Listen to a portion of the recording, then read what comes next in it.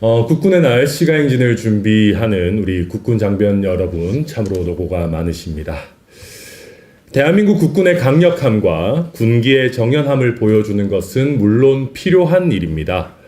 주적인 북한은 물론이고 지구상 그 어떤 국가라도 우리 국민을 해하거나 영토를 침범하면 강력한 보복을 당할 것이라는 점을 명확히 보여주는 것도 필요합니다. 그러나 국군의 날 시가행진을 매년 하는 것은 과합니다. 국군의 날 시가행진을 기존처럼 5년에 한 번만 합시다. 국군의 날 시가행진은 군사정권의 상징적인 행사였습니다. 정권의 정당성과 필요성을 어필하고자 국민에게 군사력을 과시하는 수단으로 활용해 왔습니다. 실제 군사정권 시절에는 매년 시가행진을 했습니다. 이후 1998년 건군 50주년부터 2003년, 2008년, 2013년 등 5년 주기로 대통령 취임 첫 해에 실시해 왔습니다. 문재인 정부는 국군의 날 시가행진을 열지 않았습니다. 문재인 정부에서는 국군의 날 행사 내용을 해당 연도 행사 기획 시 결정할 수 있다라고 개정해서 취임 첫 해의 시가행진도 선택사항으로 훈령을 개정했습니다. 반대로 윤석열 정부는 국군의 날 대규모 행사를 국방부 장관 판단 하에 취임 첫 해 외에도 실시할 수 있다고 부대관리 훈령을 개정하여 매년 시가행진이 가능하도록 하고 있습니다. 윤석열 정부는 실제로 군사정권 이후 처음으로 2년 연속 국군의 날 시가행진을 실시하고 있습니다. 시가행진을 아예 열지 않는 것도 온당하지 않습니다.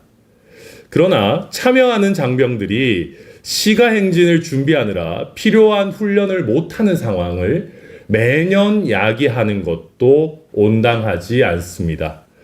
국군의 날 시가행진을 매년 한다고 국군의 강력함과 군기의 정연함이 확보되는 것이 아닙니다.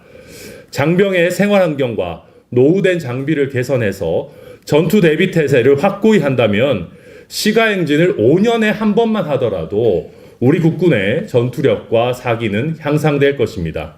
대통령이 매년 시가행진을 한다고 국군의 사기가 오르는 것이 아닙니다.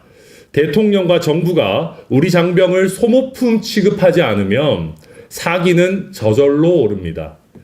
군대에 데리고 갈 때는 국가의 아들이고 사고가 나면 너희 아들 취급하는 일부터 없애야 합니다. 최상병과 12사단 훈련병과 같이 군복무 중에 생명을 잃는 일이 반복되지 않도록 최선의 예방책을 세워야 합니다.